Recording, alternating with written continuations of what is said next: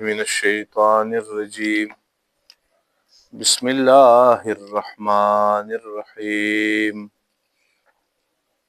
सूरह आल इमरान। अलिफ लाम मीम। अल्लाहु ला इलाहा इल्ला हुवल हय्युल क़य्यूम। नज़्ज़ल अलैकल किताब बिल हक़्क़ि मुसद्दिक़ल लिमा बैन यदैहि व अंज़लत तौरात वल इंजील।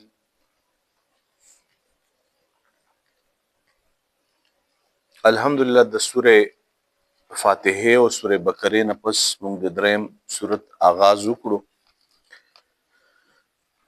द अल्लाह रब्बुल आलमीन प कुरान अज़ीमुशान की यो तरतीब दे और हगा तरतीब दा दे چې د قرآن دا نازلېدل د سورتونو د هغې ټایم د ضرورت مطابق الله کړي دي چې په کم ټایم کې به د کمې خبرې ضرورت و نو الله تبارک وتعالی هغه ځایونه به نازلول. یعنی دا شانته ترتیب الله ساتلی دی چې د سورې بقرې څه آیاتونه الله په مکه کې نازل کړي څه په مدینه کې نازل کړي دي. د سورې آل عمران په باره کې یو روایت راځي چې د دې 1 تر 180 پورې آیاتونه په مکه کې نازل شوي دي او باقی په مدینه کې نازل شوي دي. سم مفسرین فرمایي چې نه ټول نازل شوي دي. لیکن د الله رب العالمین ترتیب دار چې په کم ځای کې به د کم خبره د اصلاح ضرورت الله باغه کوله نو د هغې مطابق به آیات نازلولو. نو د نزول په ترتیب سره چې د اسمان نه د وحی په ذریعه سره دا صورت نازل شوی دی. د دې صورت نمبر 89 دی او چې کله بیا الله تبارک وتعالى پیغمبر علیه الصلاۃ والسلام ته ویلو چې په مصحف کې په کتابي صورت کې دا اولیکا نو په هغې ترتیب کې دا په 3 نمبر کې لیکل شوی دی. په 3 نمبر کې لیکل شوی او په هغې کې هم بیا چې کم د دې امت محققین علما دي په هغې کې غور و فکر کړی دی چې دا صورت په 89 نمبر باندې نازل شوی دی نو په قرآن کې په دې سیکوینس کې په 3 نمبر باندې ولې کېښودلو. نو چې کله بیا د دې امت نیکان خلک بزرګان و هغې ته الله یو پوهه ورکړې وه په دې کې غور و فکر کړی دی د دې په مضامینو باندې هغوی تحقیق کړی نو د دې صورتونو مضامینو د کنیکشن د وجې نه دا صورتونه الله تبارک وتعالی په یو بل پسې ایښي دي. په هغې باندې مفسرینو ډېر زیات ډسکشن کړی دی. زه تاسو ته یو څو صرف خبرې کومه چې ستاسو ذهن پې کلاو شي. تاسو دا خبره په ذهن کې موجوده ده چې په سوره بقره کې موږ څومره هم تفصیل بیان کړی دی د الله تبارک وتعالی مخاطبین به یهودیانو، یعنی چې په یهودیانو کې کومې خرابیانې وي د هغه الله هایلایټ کړي دي او د هغې د اصلاح نشاندهی کړې ده. یعنی د سوره بقره اهم مخاطبین یهود د هغې خرابیانې زیر بحث وي او د سوره آل عمران مخاطبین عیسایان دي او د عیسایانو برایانې الله تبارک وتعالی هایلایټ کړي دي او د هغې درستګي کړې ده او هغوی ته د آخرت خوف ورکړی چې تاسو ویرېږئ چې تاسو د چا د دین پیروکارۍ دعوه کوئ د هغې خالق او مالک هم زه یم او په آخرت کې به ستاسو ملاقات زما سره کیږي. نو په دې صورت کې د الله تبارک وتعالی مین فوکس په عیسایانو باندې دی او د عیسایانو په اصلاح باندې دی او په هغې کې محققین علما وایي چې زموږ امت ته پکې غټ تعلیم دا دی چې کومې خرابیانې په مخکیني امتونو په یهودیانو کې وې الله موږ ته د هغې وضاحت وکړلو او موږ ته وویل چې ما هغوی ته دې خبره باندې تنبیه کړې وه په دې اخلاقو باندې په دې رویو باندې نو تاسو هم دې ځان وساتئ. بیا په عیسایانو کې چې کومې خرابیانې وې د هغې نشاندهي کړې ده دا انډایرکټلی موږ ته هم د الله تبارک وتعالی طرفه یو په دې کې تعلیم دی. ګوره په سوره بقره کې مونږ یو ټکی روزانه سطح باندې لولو تاسو دا خبره په دې باندې غور وکئ صراط الذین انعمت علیهم غیر المغضوب علیهم ولا الضالین نه لار د هغه کسانو چې په هغې باندې غضب کړی شوي وي او نه لار د ګمراهانو مغضوب او ولا الضالین. عبدالله ابن عباس رضی الله عنه فرمایي په خپل تفسیر کې چې د مغضوب نه مراد یهودیان دي او د دوالین نه مراد عیسایان دي. نو الله تبارک وتعالی په سوره بقره کې په مغضوب باندې ذکر وکړلو چې کوم په فاتحه کې د قرآن په آغاز کې ذکر شوی دی. مغضوب ډله الله په سوره بقره کې ذکر کړله او دوالین په سوره آل عمران پسې متصل ذکر کړله. او دویم په دې کې دا دی چې د سوره بقره اختتام هم په دعایه کلمات او جملو سره شوی دی. په دعایه ګوره واعف عنا واغفر لنا وارحمنا انت مولانا، او د سوره آل عمران اختتام هم په دعایه جملو سره شوی. دا د دې په منځ کې سیمیلریټي ده، هغه مشابهت ده. محققین علما وايي چې د مشابهت د وجنه الله تبارک وتعالى پیغمبر علی صلوات و سلام ته ویل چې دا په سیکوینس کې په بقره په سلان دی وساته، حالانکه په نزول کې ډیر غټ فرق دی، یعنی 89 نمبر باندې نازل شوی دی. ګوره یا الذین آمنوا اصبروا وصابروا ورابطوا، دا هغه دي دعایه کلمات دي. ګورئ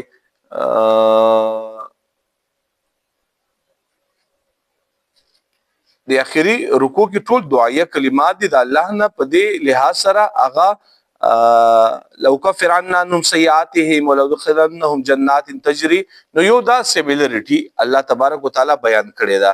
دویمه په دې کې اهم خبره ده چې سوره بقره کې الله تبارک وتعالى اتم الحج والعمره یو تعلیم مونږ ترا کړو د حج او د عمره په باره کې، او په سوره آل عمران کې الله تبارک وتعالى د حج او د عمرې نه د منکر کوونکو په باره کې د کفر فیصله کړی دا چې څوک د حج او د عمرې نه انکار کوي یا کافران دي.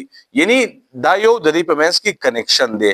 د قران په زبان کې دې ته ربط ویل کیږي چې د بقره او د سوره آل عمران په منځ کې ربط څه دی. اچھا څلورم یا دریم ربط دا دی چې په سوره بقره کې الله تبارک وتعالى د طالوت او د هغې د ډلې یو دعا ذکر کړې وه. تاسو ته پته ده چې طالوت کله د جالوت په مقابله کې تلو، نو هغوی ځان لپاره د الله نه دعا کړې وه چې الله موږ ته استقامت راکړي او زمونږ ربنا افرغ علینا صبرا وثبت اقدامنا وانصرنا، دا دعا یې کړې وه. او ورسره د هغوی د بهادرۍ تذکره هم شوې وه. او په سوره ال عمران کې الله تبارک وتعالى د صحابه کرامو دعاګانې ذکر کړې دي چې الله نه به دعاګانې طلب کولې، د صحابه کرامو بهادری الله تبارک وتعالى ذکر کړې ده. اچھا په سوره بقره کې الله تبارک وتعالى يسالونک لفظ وزل راوسته دي. دا الله تبارک وتعالى په باره کې یا د الله مختلف عجایب په باره کې باغوي تپوس کولو، نو په سوره آل عمران کې الله تبارک وتعالى وزل د خپل توحید ذکر کړی دی په سپیسیفک انداز سره، وزل توحید ذکر کړی دی. اچھا بل دا چې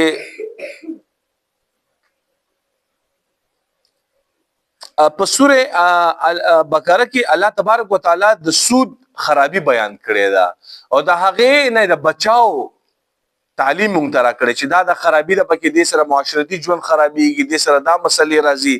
او په دې صورت کې الله تبارک وتعالى کل کر دا حکم کړی لا تاکلوا الربا، تاسو سود مخورئ، یعنی ممانعات دې کل کر کړی دی، حکم یې کړی دی. اچھا په سوره بقره کې الله تبارک وتعالى د ابراهیم علیه السلام د موحد توحید پرست شخصیت تذکره کړی دا. او په سوره ال عمران کې الله تبارک وتعالى د ابراهیم علیه السلام د دې شخصیت د فالو کولو حکم کړی دی چې د ابراهیم علیه السلام ملت او د شخصیت تاسو فالو کړئ. او په سوره بقره کې الله تبارک وتعالى د مشرکینو پنځه چې کوم اعتراضات په توحید باندې داغه تذکره کړی دا، او په آل عمران کې الله تبارک وتعالى داغه د مشرکینو د پنځو اعتراضات او جواب کړی دی. یو بل سیمیلریټی دا ده چې هغه صورت آغاز هم په الف لام میم شوی دی، صورت آغاز هم په الف لام میم سره شوی دی. نو د دې وجه نه الله تبارک وتعالى د دومره مشابهت د وجه نه په دې صورت په سیکوینس کې دا صورت وساتلو. بسم الله الرحمن الرحیم.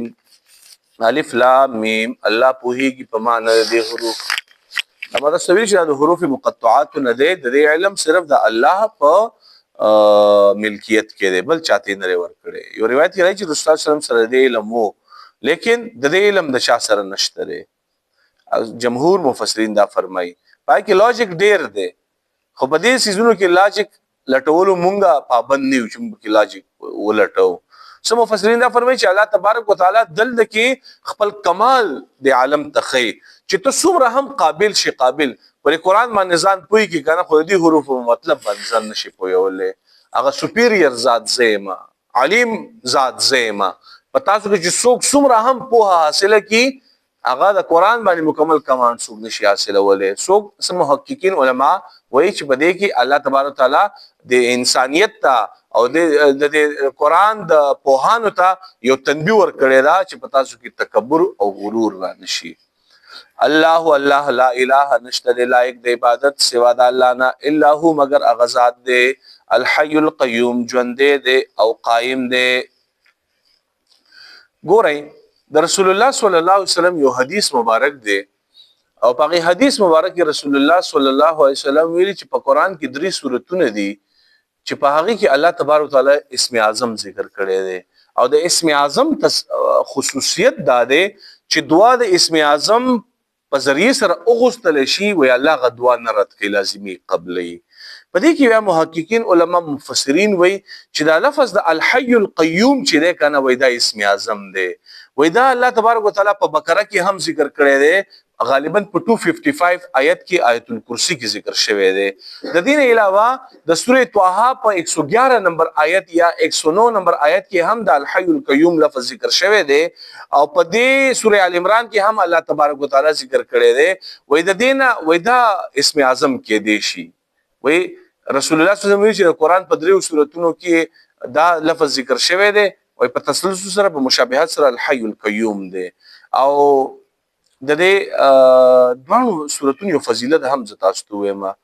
د سوره بقره او سوره ال عمران یو فضیلت رسول الله صلی الله علیه وسلم دا بیان کړی چې څوک د دې سره مینه وساتي په دې باندې ځان کوي کی د قیامت پر ورځ به الله تبارک وتعالى د دې لپاره د یو خصوصي سوري اهتمام کوي. الله تبارک وتعالى به وتا د خپل رحمت سوره مهیا کوي الله په کې زمونږه حصہ وکي. او دویم دا چې الله تبارک وتعالى رسول الله صلی الله علیه وسلم فرمایي چې د دوانو سورتونو ته د رڼا ول سورتونه ویل کی چې څوک په دې باندې ځان پوي کوي هغه ژوند برڼا وي هغه به ټول سوشل لایف نه خبر شي. په دې کې الله تبارک وتعالى ټول ژوندۍ سناسه طریقې سره زیر بحث راوستي دا. نو په دې دوانو سورتونو چې چا ځان پوي کړلو وي هغه ته رڼا حاصله شول د دین رڼا وته حاصله شول. الله دې موږ ته دا رڼا راکړي. نزل نازل کړي علیک الکتاب تابانی کتاب بالحق په حق سره مصدقا دا تصدیق بیان نون کې دي لما ده هغه بین یدیه چې مخکې دین دی وانزل التوراۃ او نازل کړي دي تورات والانجیل او انجیل من قبل مخکې دینه هدن هدایت للناس د خلقو لپاره وانزل الفرقان او نازل کړي فرقان فرق کون کې یعنی قران. ان الذين كفروا بشکا کسان چې کافران دي بیاات الله پایاتونو د الله باندې انکار کوي دا الله د آیاتونو نه لهم عذاب شدید د دوی د پر عذاب د سخت والله الله تعالی عزیز زورور ذات دی ذو انتقام او بدلا غستون کې ذات دی. سورۃ الله العظیم. سورتونو د نمونه الهی دي کدا دي چې دا ذکر دا دې ته په تفصیل دا د سورتونو نمونه د آغاز نه کې خودل شي په احادیثو کې د دې سورتونو تذکری چې شوی په نمونه سره شوی دي نو دا الهی ترتیب دی دا انساني ترتیب نه دی ځکه چې په احادیث کې چې څومره د سورتونو فضایل بیان شوی دي باینیم شوی دي سوره فاتحه سوره بقره سوره یاسین نو دا نمونه د رسول الله صلی الله علیه وسلم د دور نه خودل شوی دي. او په دې زمانه خبره هیر ادا شوله دې سورته د ال عمران د بیبي مریم علیه السلام د والد نوم عمرانو د هغه نسبت په ذریعہ سره داغه واقعیا په کې زیر بحث راغلی دا نوم باغی باندې مسما شوی دی خدا نمونه د رسول الله صلی الله علیه وسلم د عهد نه کې خودل شوی دی دا د رسول الله صلی الله علیه وسلم ترتیب دی. او جی امين. الحمد لله رب العالمين والعاقبة للمتقين الصلاة والسلام على أشرف الأنبياء والمرسلين وعلى آله وأصحابه أجمعين.